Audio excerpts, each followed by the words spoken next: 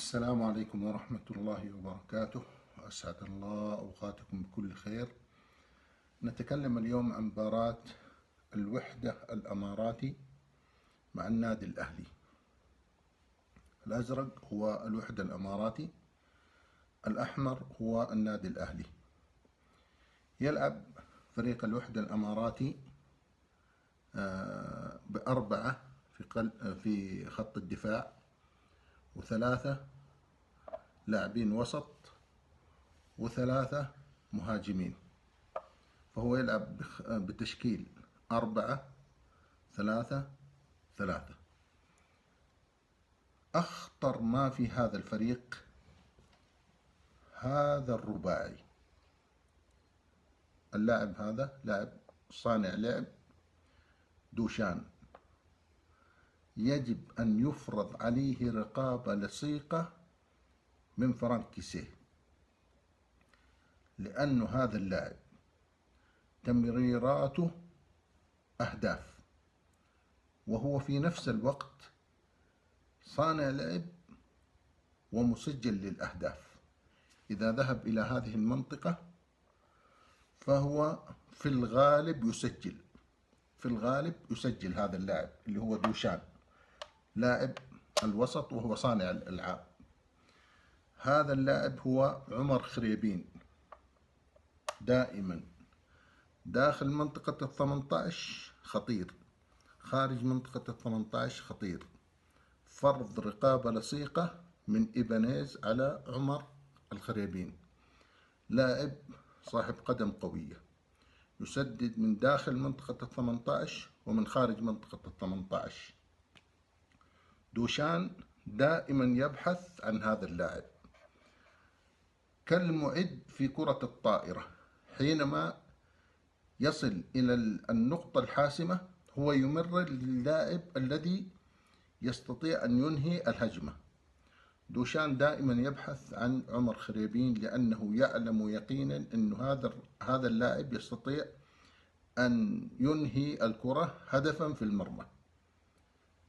هذا عمر خريبين، فهو خطير. إذا كان في هذا المكان خطير، إذا كان هنا خطير، إذا كان هنا خطير. تحركه داخل منطقة 18 أخطر، أشد خطورة. هو يعرف اتجاه المرمى مباشرة، فهو يسدد من هنا أو من هنا أو من هنا. صاحب قدم قوية جدا، يجب أن تنتبه أو ينتبه النادي الأهلي لهذا اللاعب. هذا اللاعب هو لاعب منتخب أيضا الأماراتي، اللي هو كايو كانيدو. لاعب مهاري، لاعب سريع، لاعب هداف. فهو يكون في هذا المكان، وفي بعض الأحيان ينتقل إلى هذا المكان. فهو لاعب خطير، يسقط خلف خط الدفاع. الآن هذا خط الدفاع النادي الأهلي، إذا كان هذا خط الدفاع 4، هو يسقط دائما خلف خط الدفاع، وخطير جدا، سريع ومهاري وهداف في نفس الوقت. اللاعب الرابع الخطير اللي هو هذا هو اللاعب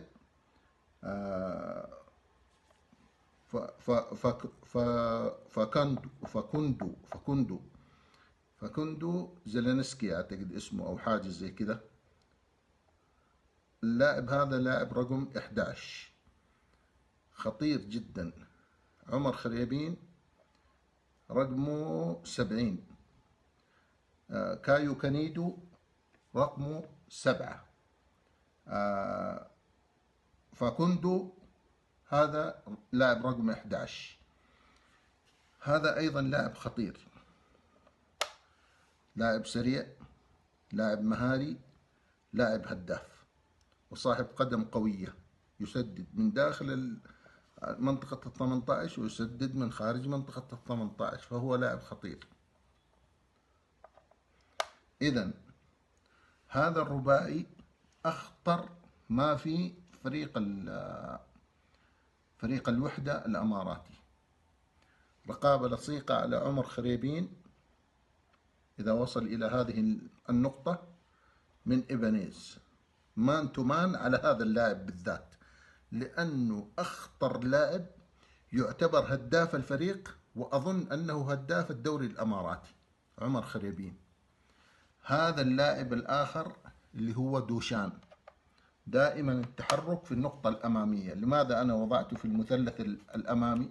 شوف ليش كذا أنا خليته في المثلث الأمامي، لأنه قد يكون بعض الأحيان اللاعب يسقط بهذا الاتجاه فيكون مثلث مقلوب إلى الداخل، لا هو دائما هو في هذا الاتجاه. والوسط في لاعب هنا اسمه إبراهيم ديارة، أيضا لاعب يعني يسجل في بعض الأحيان وهو لاعب وسط، لكن الخطورة عند هذا اللاعب دوشان، فهو دائما يكون في هذا الاتجاه أو في هذا الاتجاه، أو يكون قريب من عمر خريبين. فالبينيات بينهما ممكن يعطي كرة وممكن يروح في هذا المكان ويستلم الكرة ويسدد على مرمى النادي الأهلي، تصبح كرة خطيرة جدا. فهو صانع لعب هداف خطير من الدرجة الأولى. هذا اللاعب يجب أن يفرض عليه رقابة لصيقة من اللاعب فرانكيسي، رقابة لصيقة، لأنه متى ما تمكن هذا اللاعب من الإفلات من الرقابة اللصيقة سوف يشكل خطورة على لاعبين النادي الأهلي. طيب الآن تكلمنا عن الهجوم، خط قوي جدا بالنسبة للنادي الوحدة الأماراتي، ثلاثي الهجوم كلهم خطيرين. في الوسط هذا اللاعب هو الخطير، إبراهيم ديارة، أيضا لاعب مهارات وسريع وإمكانيات، وفي بعض الأحيان يسجل. هذا الخط قوي.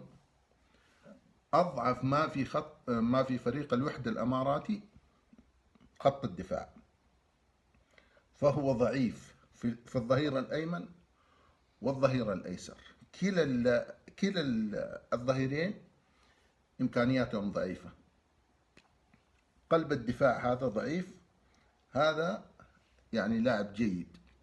حارس المرمى هو حارس محلي الشامسي، وهو حارس يعني إمكانياته ضعيفة جدا حقيقة، ويسجل فيها أهداف في الغالب هي أهداف لا تسجل في الحارس القوي، يعني هو فريقه قوي لكن الحارس ضعيف، خط الدفاع ضعيف.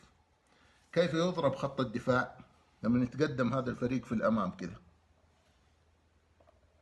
كأجنحة، ويتقدم هذا اللاعب هنا ويروح هؤلاء اللاعبين هنا، يتقدم خط الدفاع في الاتجاه الأمامي. أي كرة ساقطة خلف الأظهرة أو خلف قلوب الدفاع، وفي معظم الأحيان كل الفرق التي تلعب أمام الوحدة هي تلعب كرات ساقطة، يعني أيضا توني هنا تلعب له كرة في هذا الاتجاه خلف قلوب الدفاع خطيرة، تلعب له كرة هنا عند رياض محرز في هذا الاتجاه خطيرة، تلعب له كرة في هذا الاتجاه عند جالينيو خطيرة. إذا كل الكرات التي تكون خلف خطوط خلف خط الظهر الفريق الوحدة الأماراتي كلها كرات خطيرة، وبالذات لما تكون الكرة ساقطة خلف خط الدفاع. يعني هذا المكان بالنسبة لفريق الوحدة هو خط سهل اختراقه بشكل كبير جدا، لذلك فريق الوحدة معظم الأهداف التي تسجل فيه من كرات ساقطة خلف المدافعين أو محاورة الأظهرة والدخول إلى العمق والتسجيل الأهداف. ولذلك العبء سوف يكون ثقيلا على رياض محرز، جالينيو وأيضا توني. يعني بالنسبة للتهديف أعتقد أنه يكون النادي الأهلي يشكل غزارة تهديفية على فريق الوحدة الأماراتي، لأنه الرباعي هذا جدا ضعيف. قد يكون هناك إسناد من الوسط من أحد اللاعبين فيصيروا 5، واحتمالية أن ما يكون في إسناد ويلعبوا بهذا الأسلوب.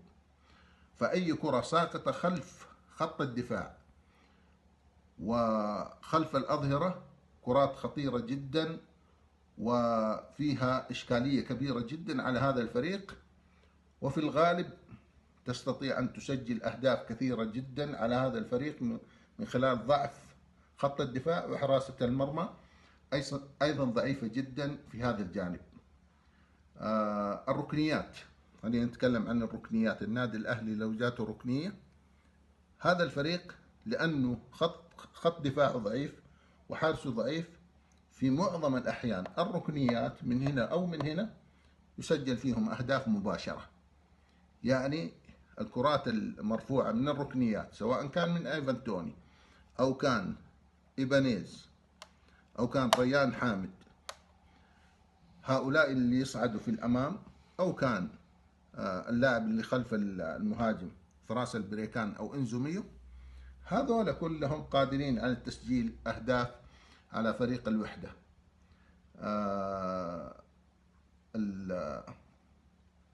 الجناح كايو أيضا ذكرنا أنه لاعب خطير. يعني تقريبا هذا جل ما رأيته في فريق الوحدة. فريق خط الدفاع ضعيف، حارسه ضعيف، وسطه أميز لاعبينه اللاعب دوشان، هذا أخطر لاعب. وفي أيضا خط الهجوم عمر خريبين هو أخطر لاعب. رقابة لصيقة مان تو مان هنا خلاص، إذا لم يستطع دوشان أن يمرر أي كرة سوف يتعطل بشكل كبير، لن تصل الكرات إلى عمر الخريبين. وأيضا رقابة لصيقة لعمر الخريبين سوف تتعطل الأجنحة الموجودة في فريق الوحدة. لذلك آمن مراقبة عمر الخريبين مان تو مان، مراقبة دوشان مان تو مان، وذكرنا أرقامهم، هذا رقم 70 وهذا رقم 10 وهذا رقم 11 وهذا رقم 7. إذن اللاعبين الآن عرفنا مناطق القوة، مناطق الضعف، التشكيل الفريق. مدرب الفريق خوسيه مورايس، حقيقة مدرب قارئ مميز للمباريات. ولذلك يعني وضعنا الآن بين أيديكم فريق الوحدة كأنه كتاب، كأنك تقرأه كتاب مفتوح، كأنك تقرأه. ضعيف في الحراسة، ضعيف في خط الدفاع، كرات الساقط خلف الأظهرة خلف قلوب الدفاع، جدا سهل التسجيل في هذا الفريق. قوي جدا في ناحية وسط الملعب وبالذات اللاعب دوشان. قوي في الهجوم لأنه عنده رأس حربة وعنده أيضا جناحين خطيرين جدا. هذا ما أحببت أن أتكلم فيه، والله يوفقكم جميعا.